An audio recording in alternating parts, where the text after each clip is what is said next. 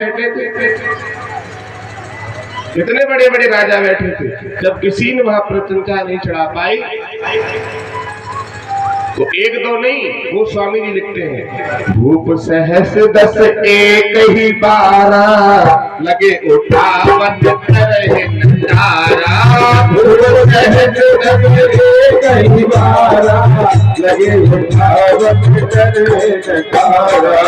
भूप सहस 10 एक ही 12 लगे उठावन तरह नजारा। भूप सहस 10 एक ही 12 लगे उठावत करे नजारा। भूप सहस, भूप माने राजा, भूप सहस कितने 10,000 राजा उठे घर के साथ में। क्यों? भूप सहस 10 एक ही 12 लगे उठावन करे नजारा। उस धनुष को उठाने के लिए 10,000 राजा खड़े हो गए। अब 10,000 राजा अगर धनुष तोड़ देते तो सीता जी किने किने जयमाला डालती, लेकिन वो गुरुदेव का जिस पे आशीर्वाद है, बड़ा समझने का प्रयास करना, ये गूढ़ कथा है। जिस पर गुरुदेव का आशीर्वाद होगा उधर मां भवानी सीता जी को भी आशीर्वाद दे दिया। इधर गुरुदेव विश्वामित्र राम को आशीर्वाद दे रहे हैं। और जब उठे धनुष हिला भी नहीं। महाराज जनक को थोड़ा सा क्रोध आया। जब क्रोध आया तब गुरुदेव ने आशीर्वाद दिया और क्या कहा, उठो राम भंजो भवतापा मैं तब ताज जनक बरतापा। उठो राम भंजो भवतापा राम मिटे सतापा। उठो राम भंजो भवतापा मैं तब ताज जनक बरतापा।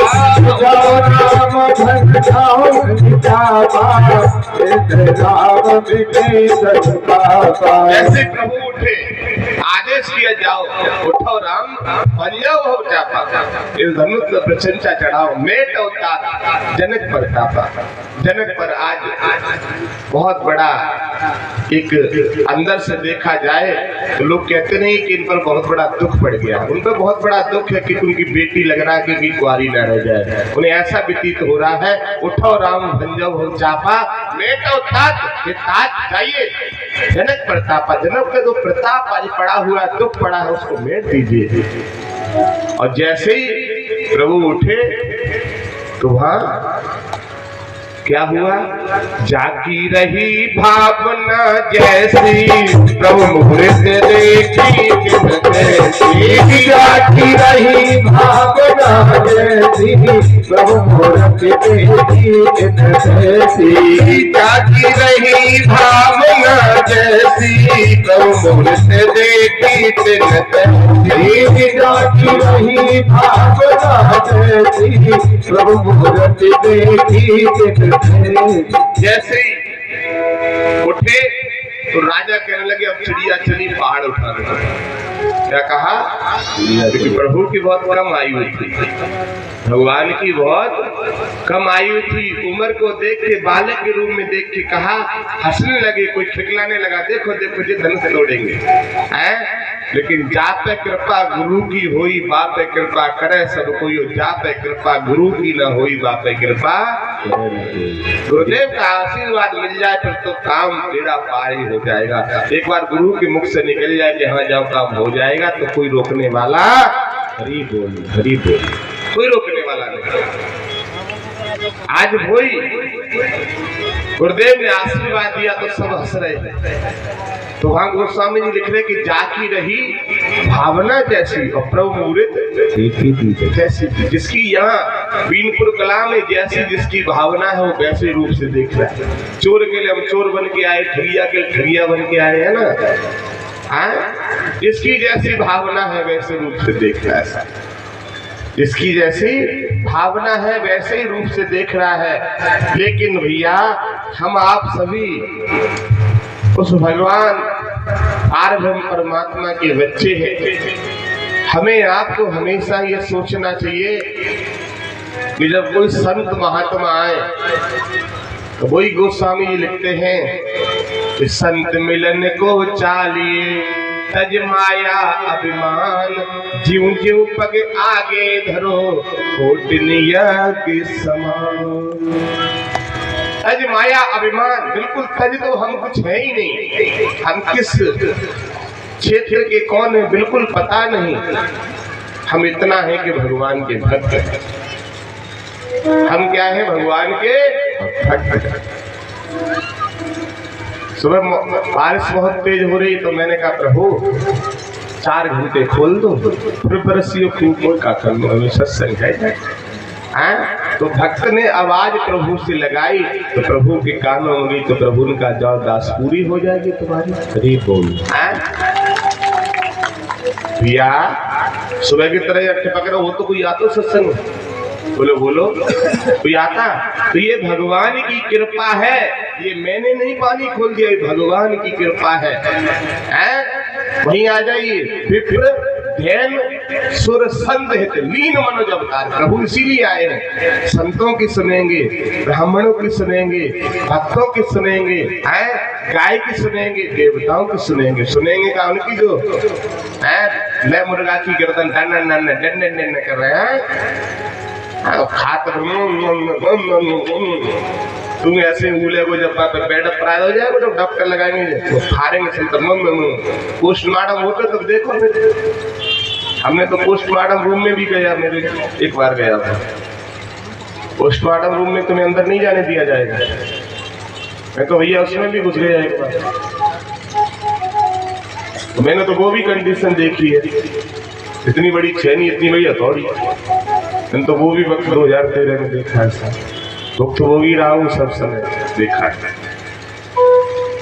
तो बचपन से लेके अब तक बड़ा संघर्ष से जीवन जिया है। तो और संघर्ष करना पड़ा और आज भी कर रहा हूँ केवल। लेकिन हाँ इतना जरूर है कि संघर्ष जो भी करता हूँ और आप सबसे भी कहता हूँ भैया और भैया, संघर्ष करना सत्य की तरफ करना। कोई भी व्यक्ति कहे चलो हमारे साथ, उस व्यक्ति को मारेंगे बिल्कुल भी ना जाना, बिल्कुल ना जाना। क्योंकि उस व्यक्ति से तुम्हारी कोई दुश्मनी, तुम्हारा कोई व्यक्ति, क्यों जाओगे? संघर्ष करो।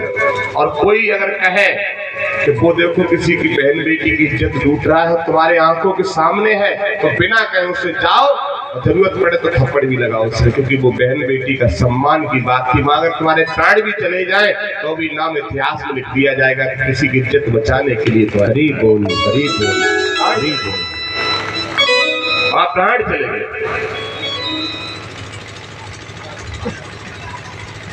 भगवान जिसको भी पृथ्वी लोक पर भेजते हैं वो हमेशा आप सबकी कामना के लिए भेजते हैं। संत कभी भी आपका अनर्थ नहीं करेंगे, हित करेंगे, अनहित नहीं चाहेंगे। संसार अनहित चाहेगा, सगा भाई अनहित चाह सकता है साहब। कोई शादी ना हो या शादी हो जाए कोई बच्चा ना हो तो सगी भाभी कहे हम जल्दी मरे तो जाए जमीन हमें। बोलो बोलो भाई, शादी हो जाए संतान अगर तुम्हारे पास नहीं है तो सगी भाभी कहेगी कि जल्दी मरे दोनों, उनकी जमीन हमको मिले। और भगवान की कृपा से बिटिया ने जन्म ले लो तो बिटिया की दुश्मन भी किसके चक्कर में? जमीन के चक्कर में। जाको राखे साइया मार सके ना कोई, और बाल न बांका कर सके चाहे जगबेरी चाहे जगबेरी। ये सब भगवान की बहुत बड़ी कृपा हम सब पर होती है। कब? जब हम घर में रह रहे हैं और तूफान आया, हमारे घर का कुछ नहीं बिगड़ा, हमारे बच्चे सुरक्षित रहे।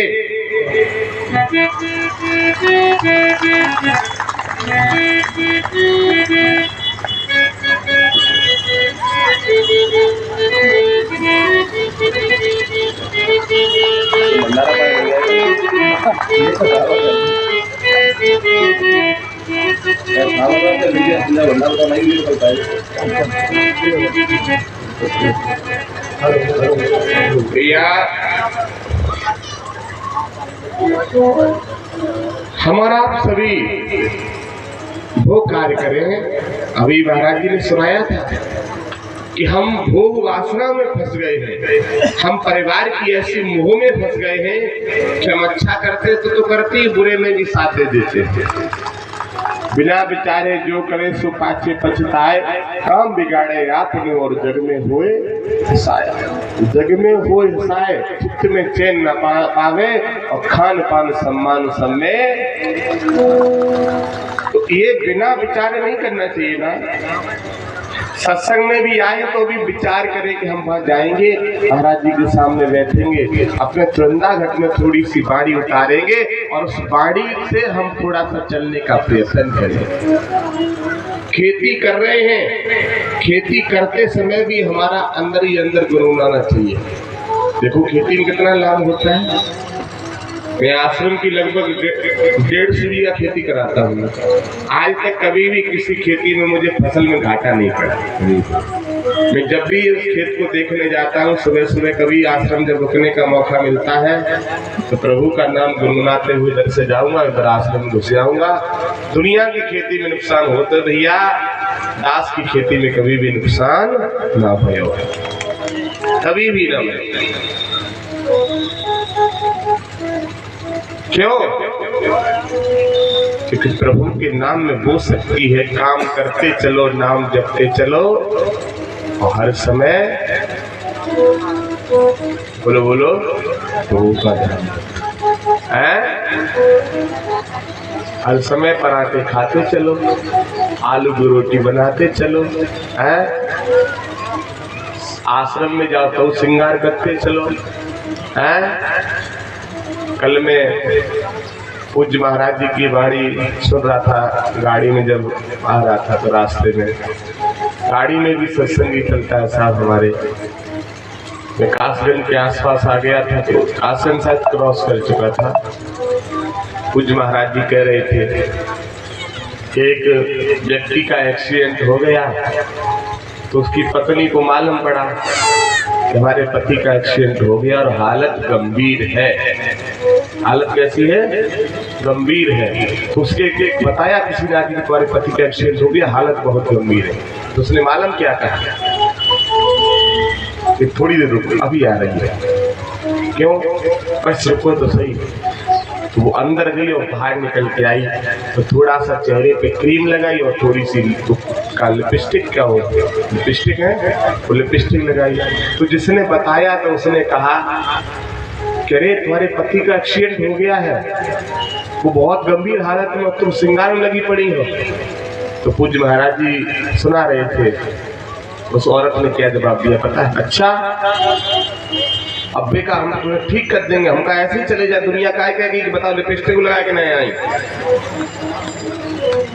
पूज्य महाराज जी की वाणी सुनी तो दास अंदर से लगा के देखो संसार कैसा है। दूसरे के प्राण निकल जाए लेकिन हमारे श्रृंगार में कोई कमी ना आ जाए। उसने कहा अरे हम ऐसे चले जाते हॉस्पिटल, दुनिया क्या कहती बताओ, वो लिपस्टिक तक ना लगाए थे उनकी बहू, अब वो तो मर रहे तो मर ही जाएंगे, हमका जिंदा कर देंगे। इसका मतलब अगर पति के दुख के समय पर भी अगर पत्नी श्रृंगार करके जा रही है तो वो पति के लिए नहीं जा रही, वो दुनिया को दिखाने के लिए जा रही है, वो पति के लिए नहीं जा रही। पत्नी को श्रृंगार अगर पति घर पर नहीं है तो बहुत नॉर्मल करना चाहिए। मैं ये नहीं कहता श्रृंगार न करे, लेकिन बहुत नॉर्मल श्रृंगार करे। आजकल सारा भी चलती है तो ब्यूटी पार्लर वाले रात रात दुकानें खोले रहते हैं। पति बेचारो टमाटर टोटर परेशान है और वे श्रीमती जी जाई बात कर रूठी 2000 रुपया दो वाले पाला जाएंगे। क्यों?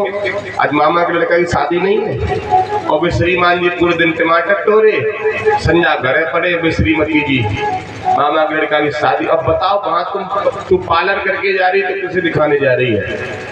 इसीलिए हमारा धर्म नष्ट हो रहा है। आने वाली हमारी औलाद भी, आज हम देखते 16-16 साल की लड़कियां लिपस्टिक लगाए घूमती है साथ। 16-16 साल की लड़कियां लोग कहते हैं वो लड़का लड़की को भगा ले गया, लड़का नहीं लड़की को भगा के ले जाता है, लड़की खुद लड़के को भगा के ले जाती है। अगर लड़की अपनी जगह ठीक हो, किसी की माइक लाल लड़के की हिम्मत नहीं लड़की की तरफ देख ली जैसा। क्यों? इसका उदाहरण, कुल्हाड़ी की कोई ताकत नहीं जो लकड़ी को काट पाए, कुल्हाड़ी की कोई ताकत नहीं जो लकड़ी को काट पाए। वो लकड़ी को जब ही काट पाती जब लकड़ी का बेट उसमें पड़ जाता है, तभी लकड़ी काटने का काम आती है। जब ये माता, ये लड़कियां जब अपने अंदर जगह देती हैं पराये पुरुषों को, तब वो पुरुष तुम्हारे घर में घुसने की हिम्मत बनाते। वैसे कोई औकात नहीं, दरवाजे पर भी टिक जाएंगे, कोई औकात नहीं। किसी तरह आश्रम में कितनी कन्या, कितनी महिलाएं रहती हैं। भोजन हुआ, भोजन होने के बाद मेरा भी आदेश नहीं है कि जिधर महिलाएं रहती है उधर साहब हम भी रात को चले जाए। मेरा भी आदेश जाने का नहीं है। किसी का भी कोई आपातकालीन घटना घटती है तो आश्रम सबका फोन है, फोन मारिए, पता करिए क्या बात। आप सब तो आश्रम रहे, देखा भी है इस बात को, रहते भी। ये हमारे खुद की कमी होती है, तभी इस समय देखने को मिलता है साहब। हमेशा हम अपने विचारों को बदले। सत्संग क्या सिखाता है? 4 गाना बोल दो, उससे सत्संग नहीं हो जाएगा। मन की तरंग मार लो बस हो गया भजन, अपनी आदत बुरी संवार लो बस हो गया भजन, बस हो गया भजन। दिन भैया ने सत्संग कराया तो आज उनके बच्चों से मैंने सुबह पूछा, मैंने कहा तुम लोग आश्रम कैसे जुड़े? तो मैंने एक बिटिया से पूछा, बिटिया तुम लोग कब जुड़े? अब इतनी भीड़ होती वहां, मुझे तो नहीं पता लगा कब जुड़े। तो उस बिटिया ने कहा गुरुजी हम लोग लेटे लेटे वीडियो देखी आप, और उस वीडियो को देखा तो वीडियो में कुछ आपका ऐसा सत्संग सुना तो कि सबसे पहले मम्मी गई थी, और कि मम्मी गई फिर मम्मी ने दीक्षा ले ली, मम्मी के बाद फिर हम दोनों बहनों ने दीक्षा ली। इस तरह फिर सब परिवार जुड़ा। मम्मी से मैंने पूछा, मैंने कहा परंपरा धाम पे तुम क्यों जुड़ी? तुम्हें कहा मेरे साथ क्या मिला?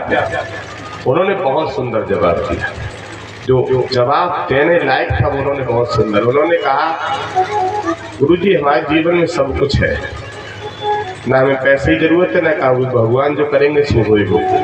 हमारे जीवन में एक सच्चे गुरु नहीं थे, वो आप मिल गए। हमें केवल गुरु जो की जरूरत थी, गुरु की वजह से हम आश्रम थे।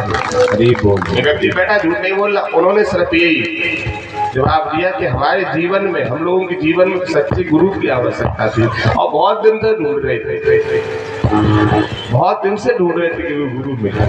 और गुरु मिले तो कब मिले, कैसे? मोबाइल पे गुरु जी मिल गए हैं और मोबाइल से जुड़े।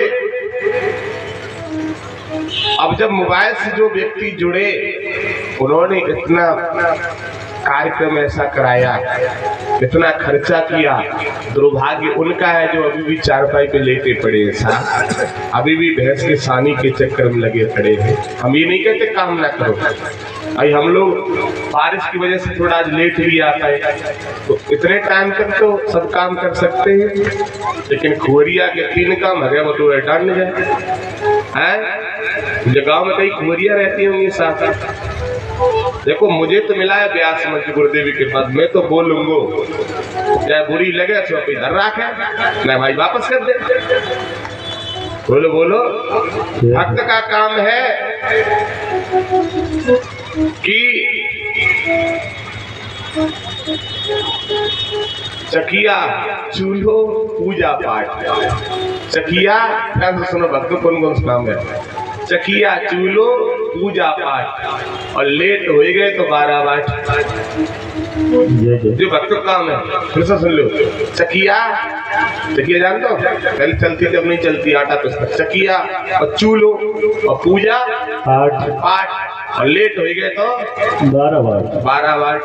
तो ये भक्त का काम है। जो भक्त है वो भैया अपना टाइम से करेगा। हमारे सब लोग देखो भंडारा भी बनाया, भंडारा खाया, बर्तन वर्तन सब इकट्ठे साफ करके, और सत्संग भी सुन रहे। ऐसा नहीं कि सब भंडारी भी लगे पड़े, सब सत्संग में आ गए और सत्संग सुनेंगे तो शाम फिर लग जाएंगे। इन्हें ना कभी कष्ट है ना कष्ट, आराम से गुरुदेव के साथ लीन है। और वो कई लोगों ने तो भाई नागू ना हो साहब, सच बता रहे, चाय 2 बार पी ली होगी ऐसे। मैं तो पता नहीं इतनी घिन लगते ऐसे लोगों से। मैं तो पानी न पिया तरका हुआ था तो। वैसे मुझे किसी जात से मतलब नहीं है। मेरे साथ कोई ऐसी जात नहीं होगी जिस जात के लोग नहीं घूमते, हर जात। लेकिन उनको पूछता नहीं क्यों मेरे साथ पूजा करते, नहाते समय सत्संग सुनते, जाके इधर कीचड़ बह रहा है, इधर नाक बह रही है, लला मेरे ले हैं। अब लला की नाक लटक रही और मैया ने आंचल से दूध निकालो पिलाए दो हैं, और बेई हाथ ले लला के और भोजन पकाए लो। ये गंदगी ही तुम्हारे पेट में पथरी बना रही है, ये गंदगी ही तुम्हारे अंदर शरीर में तुम्हारी आंख फाड़ रही है, ये गंदगी का ही कारण है तुम्हारे ऑपरेशन हो रहे हैं। शुद्ध भोजन पकाओगे, सफाई रखोगे तो बीमारी लाखों दूर भाग जाएगी। शरीर जब भोजन का शुद्धिकरण होगा तो बीमारी लाखों दूर भाग जाएगी। लाखों दूर भाग जाएगी। एक बार मेरा भंडारा चल रहा था मनोहर नगर में। कभी कभी मैं सब्जी पका देता हूँ, सब आप लोगों को पता है कि हम बना देते। तो मैं सब्जी बना रहा था, तो सब्जी बनाते समय भंडारियों ने वो मिर्च काट ली, उससे दाल बाल्टी। मैंने देख ऐसी मिर्च ऐसे डाली। मैंने कहा इनसे कुछ नहीं, मैंने खोंचा रखा, अपने रूम में चला गया। मैंने कहा मैं भोजन नहीं करूंगा भैया, आप सब करो।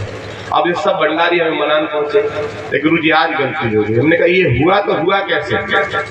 उससे पहले मैं आश्रम चला आया था, मंगलवार पड़ गया था और 22 दिन का मेरा काफिला निकला था, वो 8 जिला का अभी नहीं निकला जो दिसंबर में। तो मैं आश्रम चलाया तो एक बेटी के पैर में चोट लग गई थी। मुझे आवाज उसी दिन हुआ, मैंने कहा कुछ ना कुछ कारण हुआ। क्यों? ये कथा श्रीमद् भागवत का प्रसंग है कि जिस समय महाराज सरियाती अपनी सेना लेके और भ्रमण पे निकले थे, जैसे मैं भ्रमण पे निकला। सुन लीजिए, महाराज सरियाती अपनी सेना लेके और जैसे ही भ्रमण पे निकले, तुम लोग इधर आओ, कुर्सी से उठा के लाओ, कहाँ डालो, या गद्दा पड़ा था, सब इधर सामने से निकले इधर डालो। तो ऐसे निकले, सामने से ले लेके कोई हैप्पी रोड। महाराज सरियाती अपनी 10,000 सेना लेके जब भ्रमण पर निकले, बड़े ध्यान से सुनो मैया, जो भोजन शुद्ध नहीं बिना नया बना लेती वो सुन ले। ये कथा श्रीमद् भागवत का प्रसंग है। महाराज सरियाती 10,000 सेना लेके जब घर से निकले, उनकी बेटी सुकन्या ने कहा पिताजी हम भी चलेंगे। तो उन्होंने कहा बिटिया ऐसा करो, तुम्हें अकेले तो नहीं ले जाएंगे, 2-3 अपनी सहेली और कर लो कोई। उन्होंने कहा ठीक है। तो सुकन्या ने अपनी सहेलियों को ले लिया और घूमते घूमते भ्रमण करते करते ये सभी पहुंच गए महाराज चमर ऋषि के आश्रम में। दोपहर का टाइम था, पुरवाई की हवा चल रही थी, तो सभी सो गए। और वो कन्या जो लड़की थी, लड़की वैसे भी चंचल होती है, साथ 16 साल की लड़की नहीं कला खिलाती आजकल। 16 साल की लड़की हो जाए तो उसे मोबाइल ज्यादा मत दो, न कला खिला जाएगी, तुम्हें बीनपुरा 84 गायब हो जाएगी। लड़का तुम्हारा फिर भी 20 साल तक कब्जा में रहेगा, लड़की 16 साल तक गायब हो जाएगी साथ, अगर मोबाइल उसकी चंचलपन होता है उनके अंदर। वो लड़की चंचल पर रहा तो उसे नींद नहीं आई सुबह, और उसकी सहेली तो सोई गई। वो उठी सुबह उस बगिया में घूमती रही। महाराज चमर ऋषि कई हजार वर्ष हो गए थे तपस्या में बैठे हुए थे। धुंध मिट्टी इतनी हो गई थी उनके शरीर का कोई अंग दिखाई नहीं दे रहा था। वो नेत्र जो थे वो जुगनू की तरह खुले हुए चमक रहे थे। उस लड़की ने इतनी बड़ी, मैं कौन कर कुर्सी पर सही रहे, फेस से फेस मिले, थोड़े से और गद्दा है हटा दो भैया डालो। फिर क्या हुआ, उस लड़की ने एक डंडी उठाई भैया, और डंडी उठा के वो जो 2 जुगनू की तरह नेत्र चमक रहे थे, उस लड़की ने वो उसमें चुबा दी। और जब उसमें चुबाई तो वो थोड़ा सा खून निकला, क्योंकि आँख फूट गई कि तुम दीदा, खून निकला। वो लड़की भागी थी, और ये क्या हो गया, और वो जाके जहाँ सहेली लेटी तो वहीं लेट गई। अब उसने सोचा कि कोई जान तो पाएगा नहीं, कोई जान तो पाएगा नहीं, वो लेट गई। लेकिन किसी संत का अपमान करना कोई मजाक है? जल्दी के लोग फोन अप कह रहे थे, कह रहे थे हम जिन्हें पीछे पच जाता ना, उन्हें जाना पता कि संत तुम्हारे पीछे पड़ गए तो घर मकान सब टूट जाएगा। कल भाई भक्त फोन बात चल रही थी, लोगों की कह रहे हम जिन्हें पीछे पच जाता, मैं पीछे पच जाता। तो जाना उन्हें पता कि संत की अगर नजर घूम गई तो घर मकान देरी तक खुल जाएगा। संत के कोई संत दयामन होते घुमाना नहीं चाहते। तो क्या हुआ कि वो लड़की आके लेट गई और तुरंत ही तो संत की अंदर आत्मा से ऐसी दुआ निकली तो महाराज सरियाती की जो फौज थी वो सब बीमार पड़ गए। सबके लूज मोशन चालू है गया, सबको पेट खराब। महाराज सरियाती ने कहा ऐसे कैसे हो सकता भाई, एक बीमार पड़ा दो ही बीमार, अब हमारी टीम में लगभग 100 लोग घूम रहे, सबके सब बीमार पड़ जाए तो शंका तो होगी कुछ ना कुछ, तो या तो भोजन में कुछ गलत खा लिया है या कोई हवा गलत चल गई भाई, कुछ तो कारण हुआ जो सबके सब बीमार कैसे पड़ गए। महाराज सरियाती ने कहा कि कुछ ना कुछ जरूर कारण हुआ है। महाराज सरियाती उस आश्रम में घूमे, घूमते घूमते देखा तो वो महाराज चमर ऋषि की आंखों से ब्लड की धार, वो तो ध्यान पे बैठे थे, खून निकल रहा। महाराज सरियाती ने कहा कि दुष्ट ने ये काम किया है, मेरी जितनी सेना है मैं इसी वन में इसी आश्रम में अभी सबको तलवार से काट के जाऊंगा, किसी को नहीं छोड़ूंगा, नहीं तो बाहर निकल के आजा बता दे कि दुष्कर्म किसने किया। अब भैया सेना में से काम करो हो तो बाहर निकल के आए, सब कपड़े तलवार बाहर निकाल दी महाराज सरियाती ने। अब वो लड़की ने सोचा कि हमारे पाप की वजह से ये 10,000 सेना मारी जाएगी, वो बाहर निकल के आई और कहा पिताजी ये दोष मेरा है, मैंने अज्ञान अवस्था, मुझे ज्ञान नहीं था, मैंने नेतृत्व। महाराज सरियाती ने कहा तू बेटी है तो क्या है मेरे लिए, तूने एक संत के साथ ऐसा कर दिया, मैं तुझे यहीं छोड़ के जाता हूँ और जब तक इस संत की तारी ना खुल जाए, समाधि ना खुल जाए, तब तक इन चरणों में पड़े रहना, जिंदा रहे तो बची रहना, मर जाए तो मर जाना, मुझे कोई मोह नहीं है। उस सुकन्या नाम की कन्या को महाराज सरियाती छोड़ के चले गए। संत की तारी खुली है महाराज चमर ऋषि की, तो वो उनने दिव्य दृष्टि से देखा, वो बाहर के तो नेत्र खत्म हो गए, दिव्य दृष्टि से देखा तो वो लड़की उसी जगह 12 वर्ष खड़ी रही। अब 16 वर्ष की उम्र थी और 12 जोड़ से कितनी हुई 28। 12 वर्ष तो शरीर में कोई कपड़ा तो रहा नहीं, नग्न अवस्था होगी बिल्कुल। 12 वर्ष तक सूख की ऐसी हो गई, लेकिन वो संत को सौंप गए तो संत की कृपा की वजह से वो जिंदा तो बची रही, खड़ी रही ऐसी, और वो प्रभु को सुमरती रही। जब देखा उन्होंने कहा तुम कौन, तो सुकन्या ने कहा कि हम आपके चरणों की दासी। मतलब कौन हो, का जो आपको आज अंधा बनाया है वो मैं ही हूँ। अब उन्होंने पूरी बात पूछी। सुकन्या ने कहा मेरी कोई गलती तो नहीं थी, लेकिन मैंने अनजान ये काम कर दिया। उन्होंने कहा अच्छा। तो सुकन्या की वो तपस्या देख के महाराज सरियाती ने, वो चमर ऋषि ने कहा कि तुम 12 वर्ष तक मेरे इंतजार में एक अंधे की वजह से खड़ी रही, और वो तो भाग जाते तो मन ने तो हमारे पापा छोड़ेगा, हम तो दूसरे दिन चले जाएंगे। भाई जब पिताजी छोड़ गए तो हम तो भाग गए, अंधे से पता न कब तारीख खुली। महाराज चमर ऋषि ने कहा कि मैं तुम्हें हृदय से एक बात बोलना चाहता हूँ, तुमने 12 वर्ष तक मेरा इंतजार किया, आज मांग लो तुम जो वरदान मांगना चाहो। उन्होंने 2 वरदान मांगा। आज की माताएं, आज की लड़कियां पता नहीं क्या मांगा, उन्होंने क्या मांगा। सुकन्या ने कहा कि हमें देना ही चाहते हो तो 2 वरदान। पहला वरदान मेरा ये है कि आप जैसे थे वैसे ही आपके नेत्र पुनः से हो जाए, और दूसरा वरदान ये है कि मेरी उम्र 28 साल है और आप जो बता रहे कितने 1000 वर्ष हो गई, हम 28 के तो तुम 30 साल के हो जाओ। महाराज सरियाती ने कहा जाओ ऐसे ही। अब लोग जवान अवस्था में आ गए साहब। इस जगह आश्रम में रहते तो झोपड़ी थी, वो बात कर रहे, जैसे आज सुबह पानी बरसा ऐसे पानी बरसा। जब पानी बरसा, अब थोड़ी कथा और सुना देंगे, तो जब बारिश हुई तो वो झोपड़ी टपकी।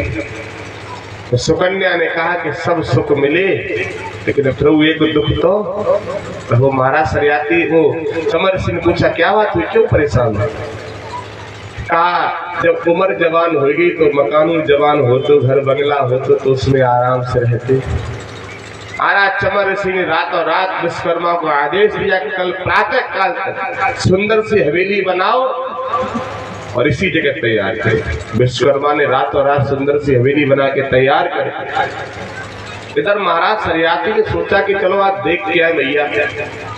14-15 साल हो गई, वो लड़की है महात्मा के संग के भाग गई। वो अपनी सेना लेके फिर से उसी जगह आए। उस जगह आए तो उस पहले झोपड़ी पड़ी थी।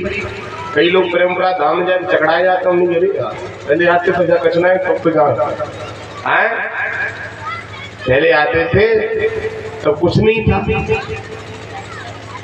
एक आपके साथ गाड़ी लेके आए हैं, उनका नाम तो नहीं लेंगे लेकिन बात थोड़ी खोल दे। तो एक बार वो समय था कि मेरे पास गाड़ी नहीं थी। मैं सुबह आश्रम में था तो मैं नहाने के लिए गया, तो उनकी गाड़ी में लेके चला गया। मैं भैया चाबी दे देना, उन्हें चाबी दे दी भैया। मैं नहाने गया तो उन्होंने वो बात अपने पूरे क्षेत्र में फैलाई कि भाई गुरुजी हमारी गाड़ी से तो नहाने गए, उनका गाड़ी तक गया। ये 2016 की बात। और सो जब मैंने उनका चेहरा पहचाना, मैंने कहा ये तो वो ही लग रहे हैं। मैंने कहा वक्त को बदलते समय नहीं लगता है। आज हमारे पास इतनी गाड़ियां हैं कि ड्राइवर तक भैया खुज रहे हैं। एक दो गाड़ी तो आश्रम में खड़ी है, बस थोड़ी आपके सामने। तुम लोग तो गाड़ियां खुद चला रहे हो, कि आश्रम में खड़ी तब ड्राइवर ही ना दो गाड़ी ले आते। आज वक्त को बदलते कोई समय नहीं लगा। एक वक्त वो था कि आपने पूरे क्षेत्र में चर्चा की हमारी गाड़ी से तो नहाने गए। लगा बैठे लगन तुमसे जो होगा देखा जाएगा, प्रभु को अपना बना बैठे जो होगा सो देखा जाएगा। आज वो वक्त है कि अगर अभी मन में आ जाए फलानी गाड़ी लेनी है तो कल इतने टाइम तक वो गाड़ी आश्रम में खड़ी करा दूंगा। खड़ी बोल आज वो वक्त आ गया। अब तो गाड़ी की भी अभिलाषा खत्म, ड्राइवर ही ना रहे हमारे पास। इतनी गाड़ी हो गई तो ड्राइवर ही नहीं रहे। तो उसी तरह चमर सिंह महाराज के पास वो महाराज आए जैसे सरियाती, उन्होंने देखा कि अरे ये क्या हुआ। इसका मतलब वो महात्मा को मार दिया क्योंकि जवान हो गए। वो पहले बड़े बूढ़े तो उन्हीं की महात्मा को मार दिया। कोई जवान लड़का है उसके साथ हमारी लड़की ने विवाह कर दिया। वो तुरंत ही वापस चल दिए। तो सुकन्या ने कहा पिताजी कहाँ जा रहे हो? अब क्यों नाराज है? अब तो लौटा नहीं। तू तो बड़ी राक्षसी निकली, मैं तो उम्मीद करके आया था। तूने पहले आंखें फोड़ी महात्मा को ही मार दिया। तब तक महाराज चमर सिंह ने आवाज लगाई, अरे ससुर साहब पीछे आ जाओ, मैं वही चमर सिंह हूँ, मैं वही चमर सिंह हूँ। तुम्हारी बेटी की कृपा है जो आज मैं जवान हूँ। उसी ने वरदान मांगा। उन्होंने कहा ये क्या हुआ? जब वो लौट के आए, वापस जब आए उस जगह तो देखा तो एकदम धरती की तरह जमीन खिसक गई कि ऐसा कैसे मेरी बेटी। तब उन्होंने कहा कि 12 वर्ष तक तुम्हारी बेटी हमारी तपस्या में खड़ी रही, इसने बताइए कुछ खाया पिया नहीं, हाथ जोड़ के मुझे खड़ी मिली। तो मैंने इससे कहा 2 वरदान मांग लो। उसने ये वरदान मांगा कि पहला वरदान मेरे नेत्र पुनः से वैसे आ जाए, दूसरा वरदान के जवान हो जाए, आपकी बेटी की महिमा। तो ये महाराज चमर सिंह जवान हुए थे, उसी के नाम से चलने लगा चमन प्रकाश।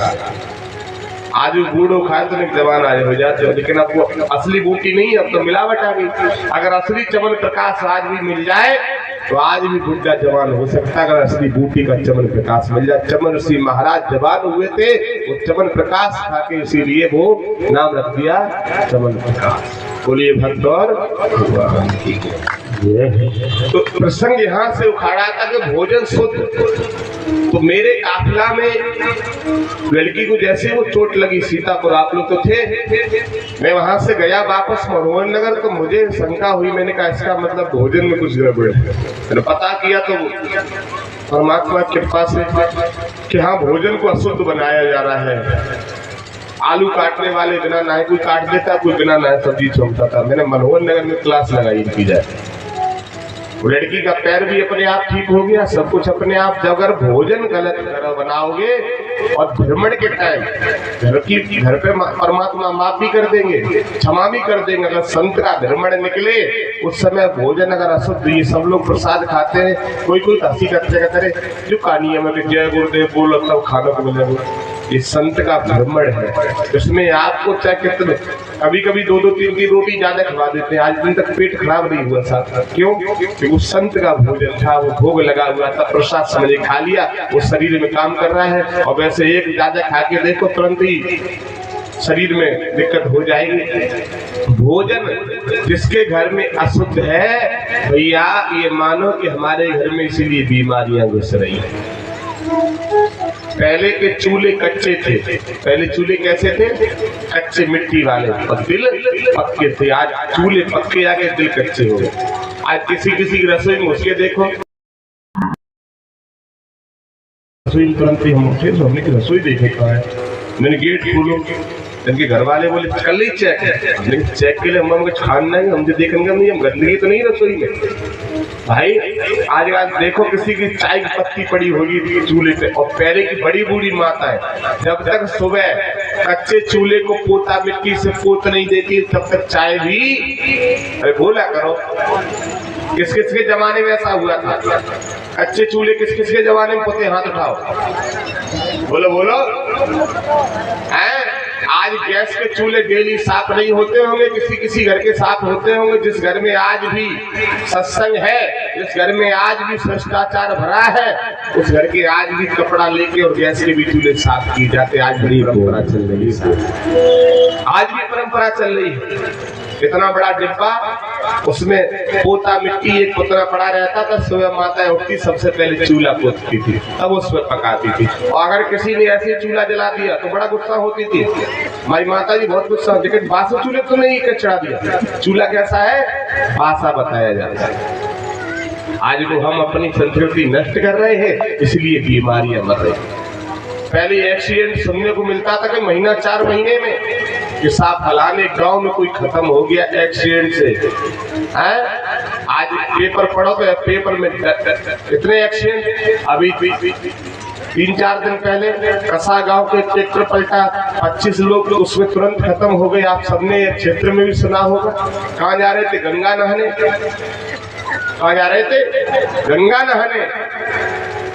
अब ट्रैक्टर पलट गया। अब ट्रैक्टर पलटा, गंगा नहाने जा रहे थे, लेकिन जो ड्राइवर ट्रैक्टर चला रहे थे वो नशा के पौआ पिए हुए थे। अब उनको पूछिए, जिन बच्चों की उम्र 6-6 साल की, 7-7 साल के बच्चे खत्म, उनका क्या दोष था? उनका कोई दोष था? लेकिन इसका उदाहरण दे दूं, जब आंधी आती है, जब आंधी आती है तो सूखे पत्ते ही नहीं टूटते, गीले पत्ते टूट जाते हैं। देखा होगा, आंधी आए तो सूखे पत्ते टूटत का, गीले नहीं टूटते, गीले पत्ते भी उसमें साथ में। जब कोई पापी डूबता है तो बच्चे को भी साथ में डुबा देता है। और यहाँ पर गुरु कृपा, गुरु की भक्ति काम आती। उसी कसा गांव के लोग आश्रम में जुड़े हुए थे, वो लोग टेम्पू से चले गए, नहीं तो ये दोष आ जाता कि सब आश्रम में जुड़े वो भी डूब गए। प्रभु की कृपा से जो बच्चे उसमें खत्म हुए, भगवान उन बच्चों को पुनः से मानव रूप दे और उन बच्चों की आत्मा को शांति मिले। उन बच्चों का कोई दोष नहीं था। एक शराबी के चक्कर में कम से कम 10-15 छोटे छोटे बच्चे खत्म हो गए, जीवात्मा बिल्कुल। इन्होंने अभी यही नहीं जाना था कि दुनिया है कैसे। इसलिए मेरा सबसे कहना है कि आप इस क्षेत्र में लोग सत्संग में क्यों कम आ रहे हैं? या तो ये मांस खाते होंगे या कुआ पीते होंगे, 99% यही होगा कारण। आज फिर भी असर है, साफ कांडाल। कल तो आधे लोग थे जब हमारे, कल तो आधे थे। लेकिन एक बात कहता हूँ माता और भाइयों, आप एक बार अपनी अरदास लेके प्रेमपुरा धाम सरकार में पहुंच जाना। बड़े से बड़े शराबी, उसकी भी शराब छुड़वाने का काम मैं कर दूंगा। हरी बोल। ना मैं कोई दवाई देता हूँ ना कुछ देता हूँ। एक बार आप उनका नाम हमें बताना, और ज्यादा अगर कहूँ आप ये तो वो फोटो हमें दे दी। मैं चाहे 50 अरदास लगाऊं, लेकिन उसकी कि मैं चाहता हूँ जीवन मेरा जो व्यतीत हो, उस जीवन व्यतीत होते हुए लोग शाकाहारी रहे। देखो आप शराब पीते हो, अपना पैसा खर्च करते हो, अपना समय खर्च करते हो, मेरा कोई नुकसान नहीं कर रहे हो, लेकिन मैं देखता हूँ कि 35-35, 30-30 साल की माताओं के सिंदूर कुछ वैसा, 35-35, 40-40 साल के युवा खत्म हो गए शराब पी के, माताएं विधवा हो गई। ये केवल शराब की वजह से। आप सबसे बारंबार प्रार्थना है कि आप सभी माताएं थोड़ा थोड़ा प्रयास करो, बाबा पे जाके अर्जी बालाजी महाराज प्रेमपुरा धाम सरकार में मंगलवार को लगाया करो। अर्जी लगाने का बाद सुनते हुए ये ढेला नहीं लिया जाएगा। अगर वहां आप शाम को जाओगे तो आपके रहने की और भोजन की और व्यवस्था है, रहने की और भोजन की। हर सोमवार को लगभग 250-300 लोग तो मामूली मान लो आ जाते हैं सोमवार शाम को, और किसी व्यक्ति को किसी भी तरह से कोई खर्चा नहीं देना साहब, तो भोजन मिला हुआ थाली को साहब है। वहाँ ये नहीं है यहाँ भंडारा वहाँ कैसे चल रहा है, वो परमात्मा को चला रहे हैं। आपकी सारी व्यवस्था, आपको पराठे संग न ले जाने पड़ेंगे, ये अपनी अर्जी लेके जाओ, अपनी अर्जी लेके जाओ। लेकिन अर्जी जब हो ना तो अंदर से थोड़ा भाव हो, स्वार्थ वाली ना हो। ये स्वार्थ ना हो कि साहब हम ठीक हो जाए प्राणों बंद कर दे। अरे जब तक प्राण रहेंगे तब तक दर्शन होते रहेंगे। प्राणी नहीं होंगे तो फिर क्या करेंगे? जब प्राणी नहीं होंगे तो फिर क्या करेंगे? समय का कोई पता नहीं। पर सत्संग है ज्ञान सरोवर, सुखों की खान वंदे। सत्संग है ज्ञान सरोवर, सुखों की खान वंदे।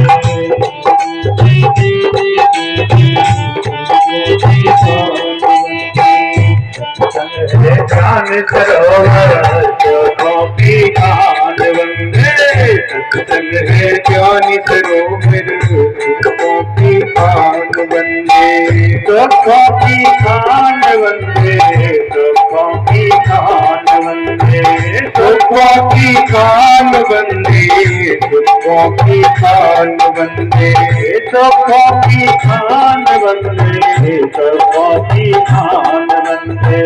सुखों की खान वंदे, सुखों की खान वंदे। सत्संग से ही भगवान वंदे, सत्संग से ही मिल जाते सचमुच भगवान वंदे।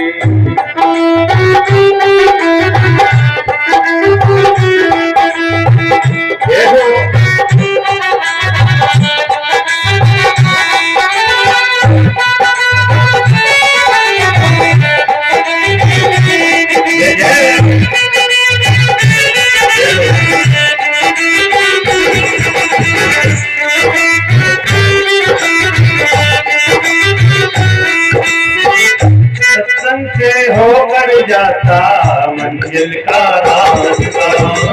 सत्संग से होकर जाता मंजिल का रास्ता। सत्संग से होकर जाता मंजिल का रास्ता। इस मंजिल के राही को जग से क्या वास्ता। इस मंजिल के राही को जग से क्या वास्ता। सत्संग है सहजी बंदा कर ले स्नान। सत्संग है सहजी बंदा कर ले स्नान। कर ले स्नान बंदे सचमुच भगवान बंदे। कर ले स्नान बंदे सचमुच भगवान बंदे। सत्संग है ज्ञान सरोवर, सुखों की खान बंदे। सत्संग है ज्ञान सरोवर, सुखों की खान बंदे।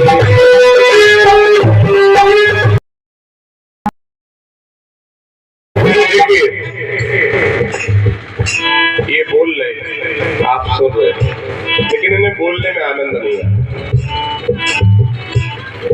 जब भोजन खिलाने वाला पासने वाला अच्छा होता ना तो खाने वाले का स्वाद अपने आप। नमक ना पड़ो हुए बिल्कुल है। बोलो बोलो। दुर्योधन घर में बात त्यागी साग विदुर घर आयो। चावल बिल्कुल पके हुए नहीं, बिल्कुल बिल्कुल अच्छे, नमक पड़े हुए नहीं, कोई उसमें मीठा नहीं पड़ा, बिल्कुल। लेकिन भाव था ना, तो बोलने वाले का रस जब भी प्राप्त होता है जब सुनने वाला भावुक हो जाए। अब सुनने वाले के 12 बज गए तो बोलने वाले के 13 बज ही जाएंगे। जब तक आप सत्संग में जवान नहीं होंगे तब तक भक्ति का रस मिलने वाला नहीं है। बोलने वाले जब आनंद बरसाते जब सुनने वाला आनंद, परसने वाला जब ही परसेगा जब खाने वाला अच्छा, और खाने वाला जब ही खाएगा जब परसने वाला अच्छा हो। इसलिए भावुक होके भाव से तालियों के साथ, और ताली वही बजाए जिनको भगवान ने हाथ पर सही दिए हो। जो विकलांग होंगे ताली ना बजाए, ठीक है? क्यों विकलांग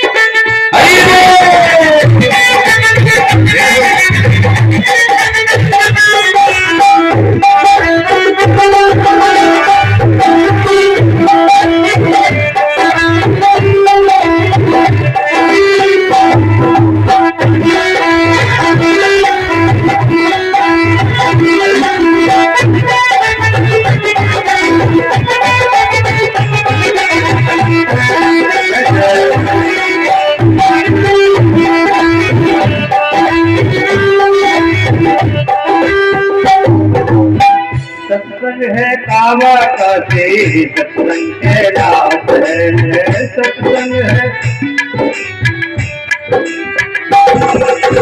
सत्संग है कावा का से सत्संग कैलाश है। सत्संग का फल है श्रद्धा और विश्वास है, सत्संग का फल है श्रद्धा और फल विश्वास है।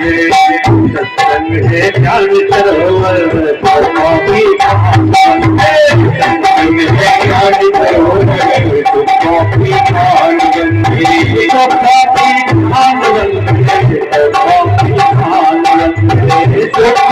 खान बंदी कॉपी खान बंदी कॉपी खान बंदी कॉपी खान बंदी कॉपी खान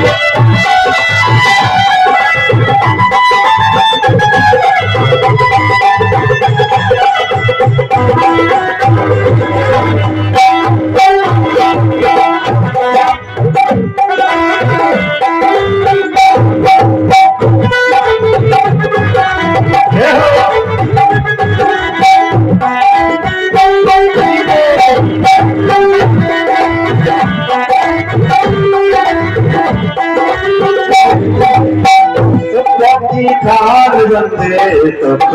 खान बंदी सुखों की खान बंदी सुखों की खान बंदी सुखों की खान बंदे सुखों की खान बंदे सुखों की खान बंदी सुखों की खान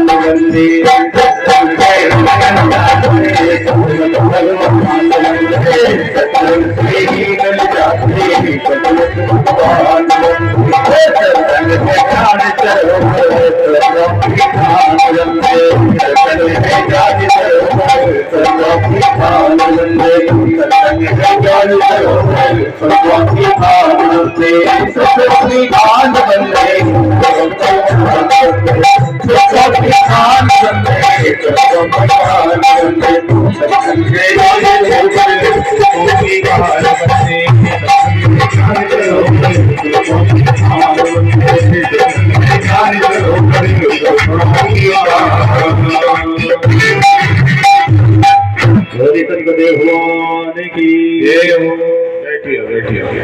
सत्संग है ज्ञानी सरोवर सुखों की खाद बल्ले। जब कोई माता जी अगर सत्संग में या भजन में नृत्य करती हैं, पड़ोस में बहुत गरी मरी जाती है, तो जगह कहती है भैया अब जिन्हें तो दुनिया देख रही है, हमें नाचनो आत्मा। और उनसे बाद में पूछी जाके भाई बगल वालों ने कैसे नाचा है, ऐसा कौन नाचा, ऐसो कौन नाचा। भगवान की विशेष कृपा होती है जो भजन और सत्संग में नृत्य करे। डीजे पे तो दुनिया नाचती है ना, लेकिन जो भजन और सत्संग में हरि नाम में जो नाचता है, भगवान उसे संसार में नहीं नचाते हैं। और जो हरि नाम में मस्त में नहीं रहता तो संसार में भागता है। इसलिए कम से कम नाचो ना तो मस्त तो हो जाओ। है लगा बैठे लगन तुमसे जो होगा सो देखा जाएगा, तुम्हें अपना बना बैठे जो होगा सो देखा जाएगा। अब आप वहीं आ जाइए कथा में कि जैसे ही गुरु विश्वामित्र जी राम और लक्ष्मण को लेके गए तो भगवान राम को सारा दिया, उठो राम भंजो भव चापा और मेटो तात जनक प्रताप। हरि बोल हरि बोल। तो हंस कर चले, तुरंत खुश होके चले और पद पंकज में शीश नवाया, धनुष उठाया, प्रचंचा चढ़ाई। और जैसे प्रचंचा चढ़ी तो आवाज वो जैसे गई तो महाराज परशुराम भागे। और जब परशुराम भागे तो आके वो एकदम उन्होंने क्रोध होके फरसा निकाला और कहा कौन ऐसा दुष्ट है जिसने ये धनुष तोड़ दिया। भगवान राम ने देखिए कितनी सुंदर सुशील वचनों में वो बात है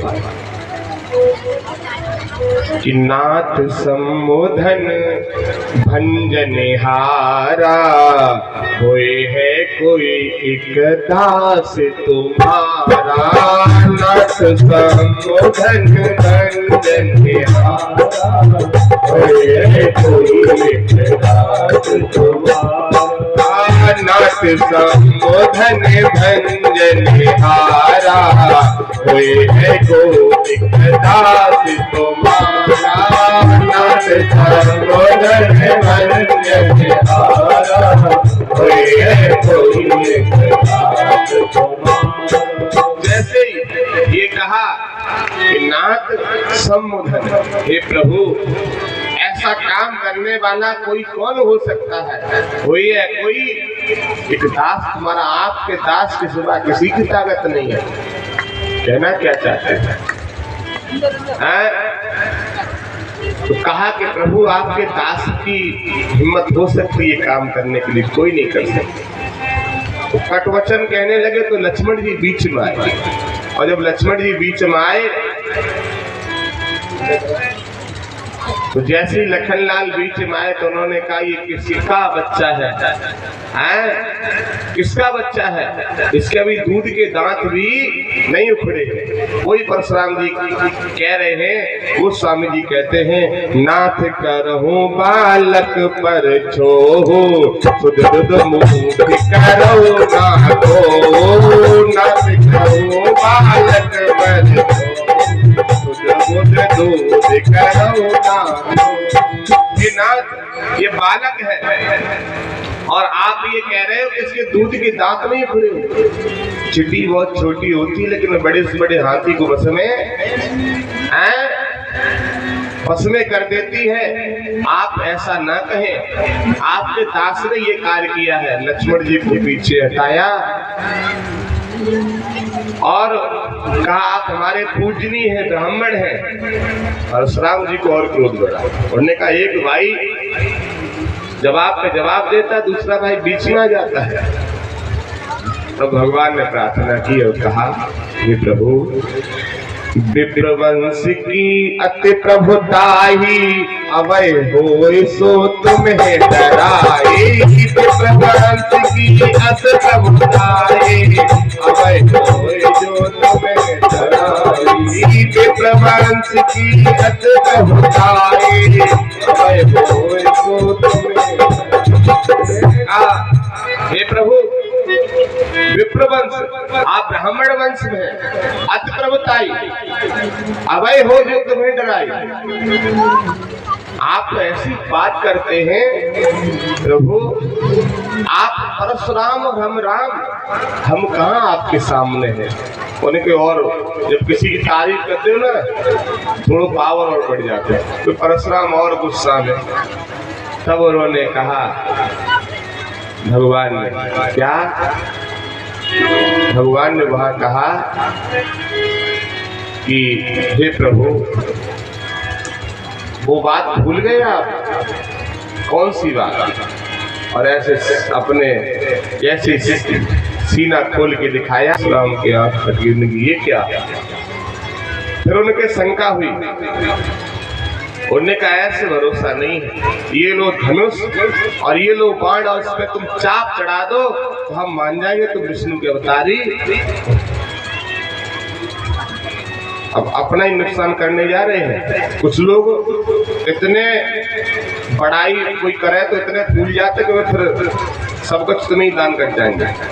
तो परशुराम जी और एकदम उन्होंने कहा भाई खूब बड़ाई कर रहे थे। उन्होंने दिया धनुष और बाण, भगवान राम ने प्रशंसा चढ़ाई और जैसे ही वो धनुष पर चाप चढ़ाई पृथ्वी और आकाश कपने लगा। अब तो उनको भरोसा हो गया। बोले हाँ तुम राम, तुम विष्णु के अवतारी। उन्होंने कहा वो तो बाद की बात है, राम और विष्णु के अवतारी वो तो बाद की बात है। कौन है बताते हो? पहले जब बताओ जो बाण चढ़ेगा जो कहाँ छोड़े घोड़ा चढ़ेगा हार करे तो करे कि नहीं। अब परशुराम जी कपने लगे। उन्होंने कहा ये क्या बवाल हुआ? बड़े ध्यान से सुनिए आप सभी। उन्होंने कहा ये जो हमने चाप चढ़ा दी ये बाण, ये अमोघ बाण, ये खाली नहीं जाता, ये किसी ना किसी का विनाश है। ये बाण बताइए आपको छोड़ू या आपने जो अब तक पुण्य प्राप्त की उन पर छोड़ू, या आपने जो अहंकार अपने अंदर भर रखा उसको खत्म कर दो, या आपके अंदर जो क्रोध है आने जाने की शक्ति उसको खत्म कर दो। राम, आने जाने की शक्ति मत खत्म करो, खत्म कर दो मेरा क्रोध, मेरा अहंकार, मेरा जो भी बल था वो सब खत्म कर दो। क्योंकि आने जाने की शक्ति इसलिए खत्म ना करो कि मैंने भगवान से ये प्रतिज्ञा की थी कि प्रभु मैं कभी भी पृथ्वी पर रात्रि में विश्राम नहीं करूंगा। तो मेरे आने जाने की जो शक्ति है वो अगर क्षीण हो जाएगी, मैं रात्रि के समय जाके और पर्वत पर विश्राम करता हूँ शरीर को। तो भगवान का क्या करे कि इसे पूर्व दिशा में छोड़ दो। किधर? पूर्व दिशा में छोड़ दो। आज भी आप कन्नौज में जाएंगे तो वहाँ अहंकारी लोग नहीं होंगे, और कन्नौज के आगे और चले जाओ बड़ी मीठी बोली मिलेगी। और इधर चले जाओ अलीगढ़, ये बहन बेटा क्या कर रहा है, कड़ी खाओ, क्या कर रहा है, मरवना जा तो पे हैं। इधर का अहंकार आज भी है। भगवान ने वो बाण किधर छोड़ा? पूर्व दिशा। आप पूरब में कहीं तक चले जाइए, जितने आगे बढ़ेंगे उतनी मीठी बाड़ी। बोलो बोलो हैं। इधर ओ रंपलाओ जाओ नाम भी शुद्ध नहीं लेते। एक बार भैया मेरे एक रिश्तेदार थे, उनका नाम सुवर सिंह था। तो मैं उनके एक ही बार उनके घर गया। मैं उनका घर जानता नहीं, तो मैं उनके गाँव में जैसे घुसा तो मेरे का सुवर सिंह के घर जाना है। बोले सुगड़ा सुगड़ा, मैंने कहा नहीं सुगर सिंह। सुगड़ा तो एक माता जी बाल्टी पकड़े पानी भरना हरी नल पर बोली यहाँ पे सुगड़ से उनते सुगड़ा क्या। हमने अपने घर बताया जाके वो हमारे बुआ के दमान थे पहनू रखते थे हमारे। हमने कहा वो जीजा जी को काट देंगे, उनसे गाँव में सब सुगड़ा कहते हैं। हमने पिताजी हमारे बोले अरे उधर की तो सब सुगड़ा ना सभी कहते हैं, उधर की तो भाषा ही है। तो क्या है ये? परशुराम जी के सामने भगवान ने जब वो बाण छोड़ा तो किधर छोड़ा? पूरब की तरफ। तो सारा अहंकार सब खत्म हो गया। ऐसी अच्छी बाणी उधर लोग बोलते हैं, वो भी तो मानव है, उनको सब भी आके बोली मोदव है। ऐसा होता है ना कि उन्हें ऑर्डर देके बनवा जाते हो, उधर ऑर्डर देके तो बनवाए ना जाते बच्चा है।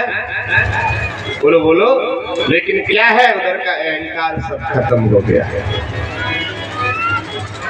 इसलिए जब तक जीवन में अहंकार है तब तक कुछ मिलने वाला। ऐसी बाणी बोली मन का आपा खोए। और पढ़ी ना तुम जवाब। ऐसी बाणी बोलिए मन का आपा खोए, और को शीतल करे या कोई शीतल होए। हम लोग पढ़ते थे उस समय प्रार्थना गाई जाती, जब तो प्रार्थना लुप्त कर दी आज के विद्यालय वालों ने, क्योंकि आज के विद्यालय वाले इतने अहंकार हो गए। वो प्रार्थना इतनी सुंदर गाई जाती थी, किस किस को याद है? वह शक्ति हमें दो दयानिधि, यही प्रार्थना होती थी। बोलो बोलो, याद है किसी को? खड़े होकर सुना सकते कोई? अब याद है? चलो हम बोले, मुझे तो अभी याद रही है।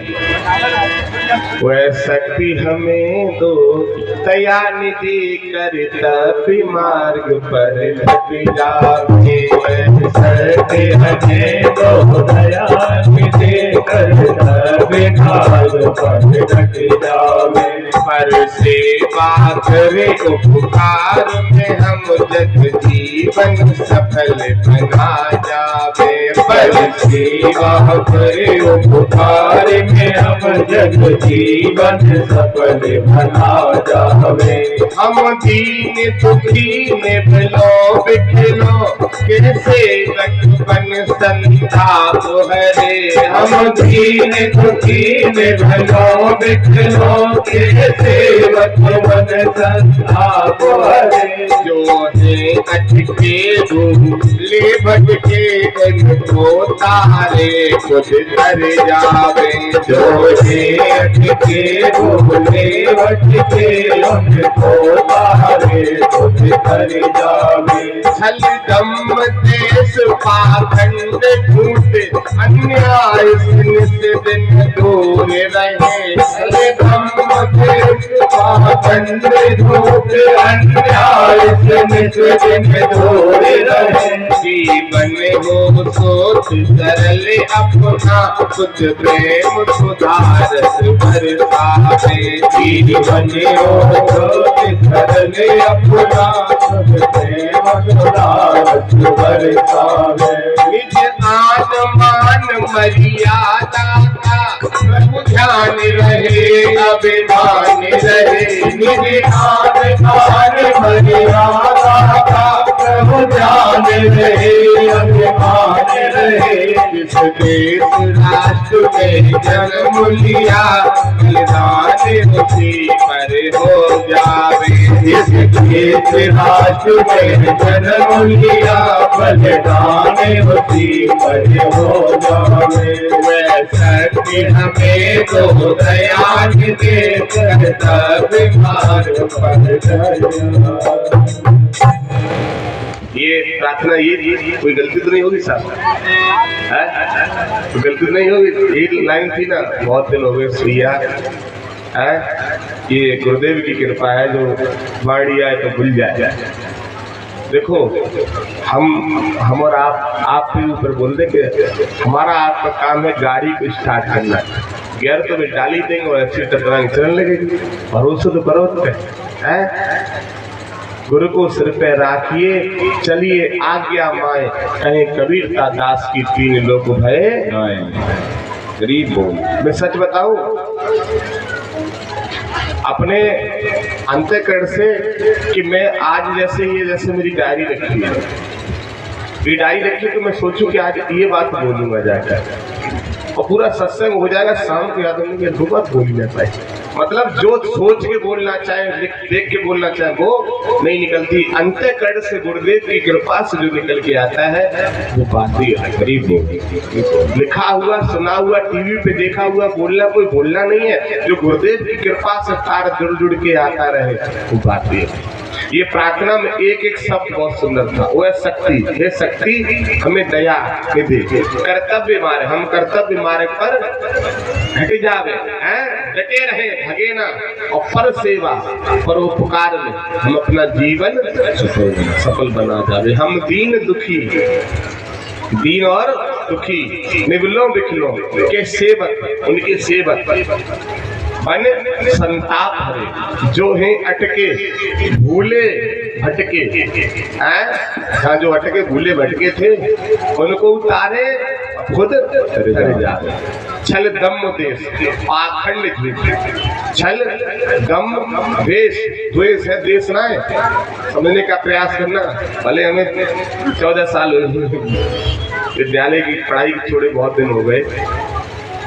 मैंने 2006 में इंटर की थी, 2006 में इंटर कर ली थी, और 9 में मैंने ग्रेजुएशन बीएससी कर ली थी, और 11 में पढ़ाई पूरी फाइनल हो गई थी। 13 बस तो पढ़ाई छोड़े हो गई थी।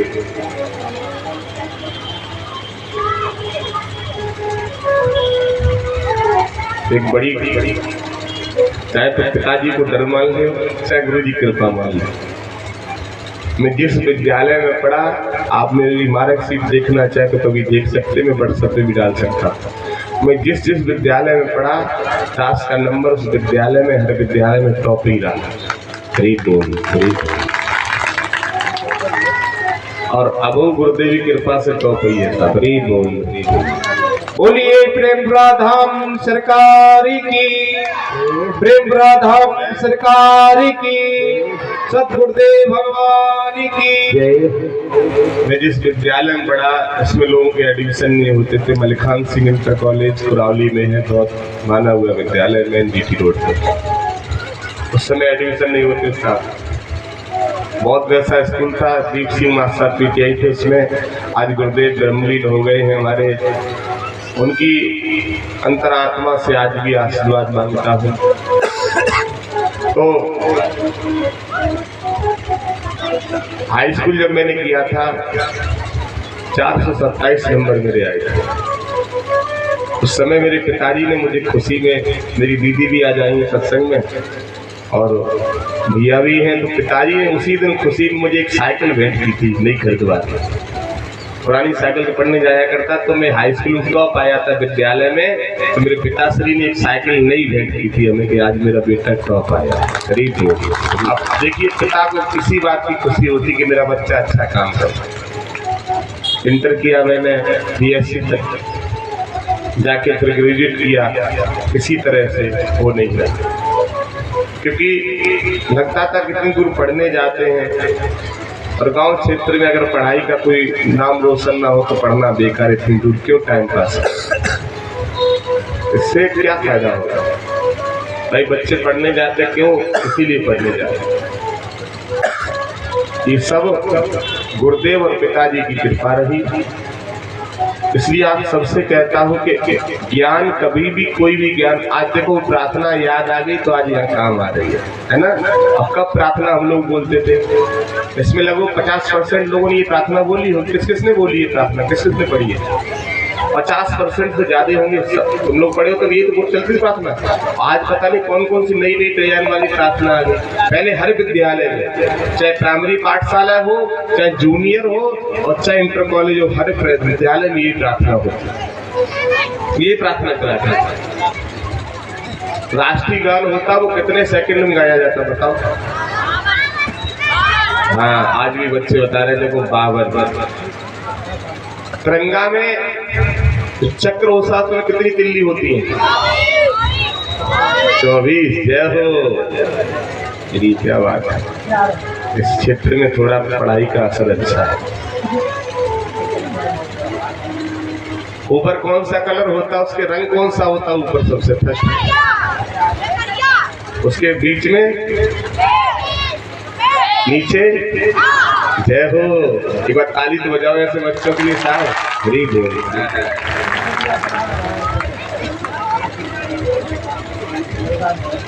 अपने देश के इस समय प्रधानमंत्री कौन है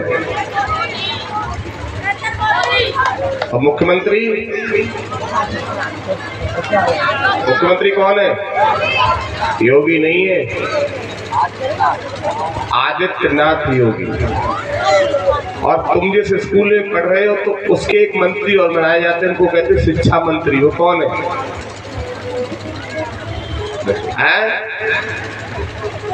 शिक्षा के भी एक मंत्री होते हैं। अगर कोई विद्यालय में कभी आ जाए अधिकारी तो आप बताएंगे संदीप सिंह। कौन है? जो हमारे आपके यहीं से हम उनको घर घाट कर जानते तो मतरौली बताते। बाबूजी के नाती कल्याण सिंह के नाती का नाम है संदीप सिंह। तो तुम्हें फिर बताई क्यों नहीं जब अब तुम्हारे मतरौली बोलने लगे? अरे अम्मा, अब हमने पूछे कि शिक्षा के मंत्री कौन है? इधर देखो, इधर। चलो चलो ठीक है, सुनो सुनो। अरे सुनो, इधर देखो, इधर देखो, इधर तो देखो।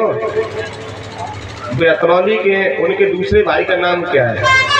संदीप के दूसरे भाई का नाम बताओ। अब ऐसे मत करो, दूसरे को मत पूछो। अरे उनके दूसरे हैं तो, लेकिन नाम क्या है? मैं संत जरूर हूँ, हिस्ट्री सबकी रखता हूँ। वही भैया मीडिया तो लोग परेशान करते हैं, इसलिए मैं ये नहीं कहता हूँ। वो अतरौली के हैं, कहा कि मैंने प्रश्न ये किया था बच्चों से कि अभी शिक्षा मंत्री कौन है। ठीक है बच्चों, देखो आप पढ़ रहे हो, कभी कोई पूछे तो, क्योंकि शिक्षा जब हम ले रहे, शिक्षा के मंत्री कौन है? तो इस समय संदीप सिंह। कौन है? संदीप सिंह। सुन रहे आप? कहाँ जा रही भैया? वैसे को साई लगाएंगी कि गद्दी तक आएंगी? हाँ, गद्दी तक आएंगी। अरे बहुत अच्छे लगते हैं जी। फिर नहीं हम महाराज जी रुपया चढ़ाना रहे तो हम पे चिल्ला रहे। भजले प्राणी रे अज्ञानी, ये 2 दिन की जिंदगानी, प्रथा क्यों भटकता है, प्रथा क्यों भटकता है। भजले प्राणी रे अज्ञानी, 2 दिन की जिंदगानी, क्यों भटक रहा है, प्रथा क्यों भटक रहा है। झूठी माया झूठी काया, चक्कर में क्यों आया, जगत में अटक रहा है, जगत में अटक रहा है। झूठी काया चक्कर में क्यों आया, जगत में अटक रहा है, जगत में अटक रहा है।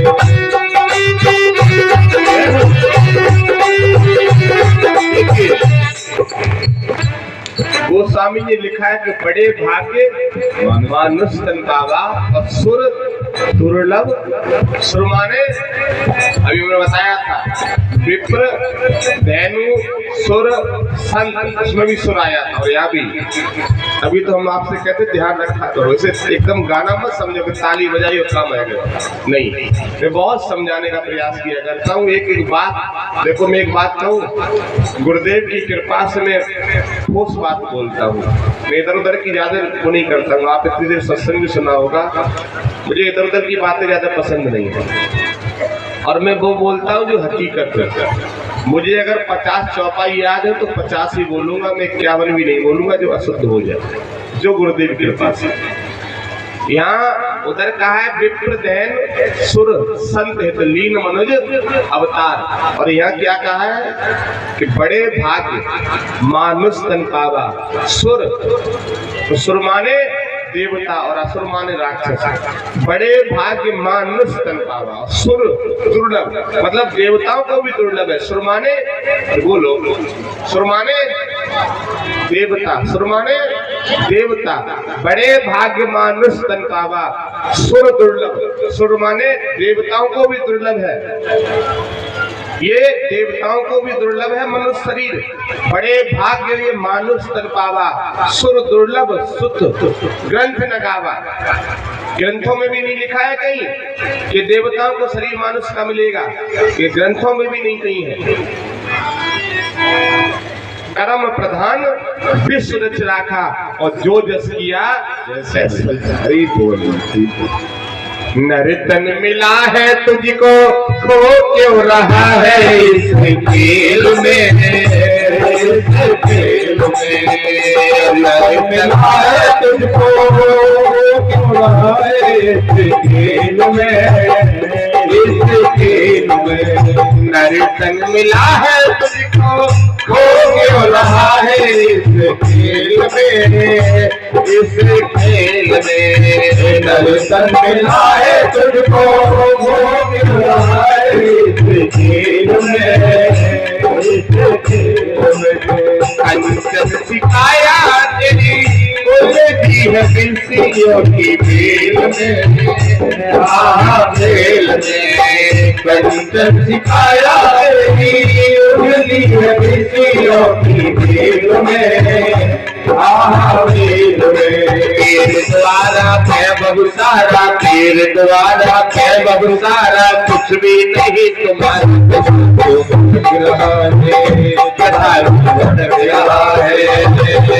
अपने प्राणी ज्ञानी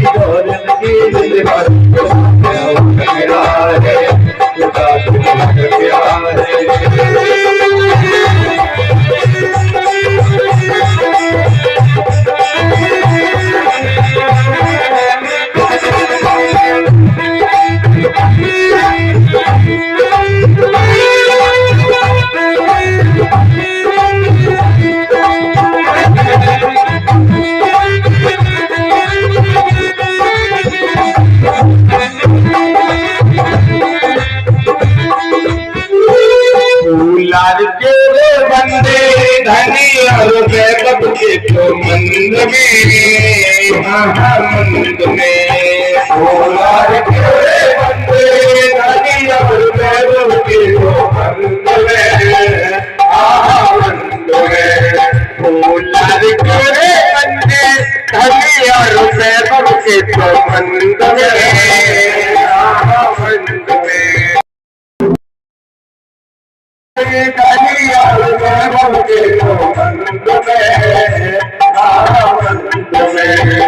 माता पिता को ही चलेगा तेरे संग में, तेरे संग में। माता पिता को ही चलेगा तेरे संग में, तेरे संग में।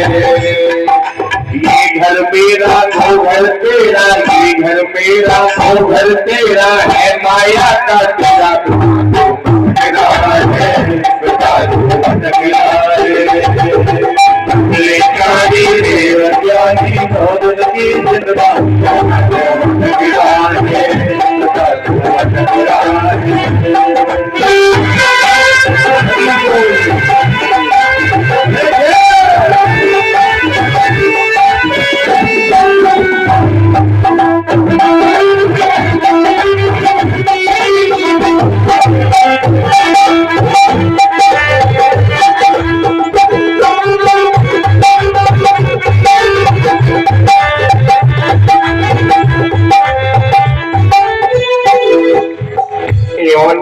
अनेक हुई है, गुरु की कृपा से नर्तन पाया है, नर्तन पाया है। दुनिया अनेक हुई है, गुरु की कृपा से नर्तन पाया है, नर्तन पाया है। दुनिया अनेक हुई है, गुरु की कृपा से नर्तन पाया है, नर्तन पाया है। दुनिया अनेक हुई है, गुरु की कृपा से नर्तन पाया है, नर्तन पाया है। गुरु से रिश्ते पढ़कर गुरु से गले लगाया है, लगाया है। रिश्ते पढ़कर गुरु से गले लगाया है, लगाया है। इसलिए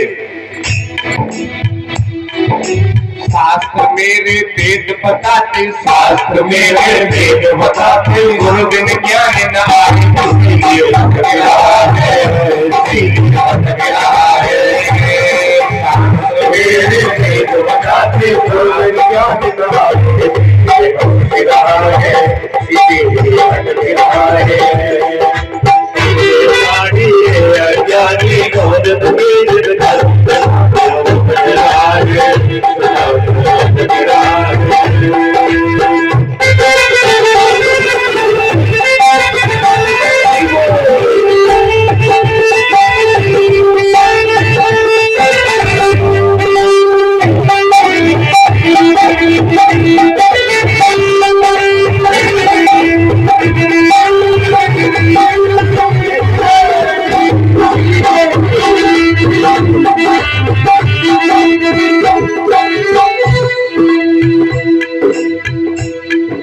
चल गुमानी मन तू अब तो जन्म में तू संभाल रे, संभाल रे। चल गुमानी मन तू अब तो जन्म में तू संभाल रे, संभाल रे। चल गुमानी मन तू अब तो जन्म में तू संभाल रे, संभाल रे। तेरा नाम लेगा तुझको अब सरिए ऐसा बारंबार रे, बारंबार रे। तेरे नाम लेगा अब सरिए ऐसा बारंबार रे, बारंबार रे। अज्ञानी सजना दानी, अज्ञानी सजना दानी, अजने कारण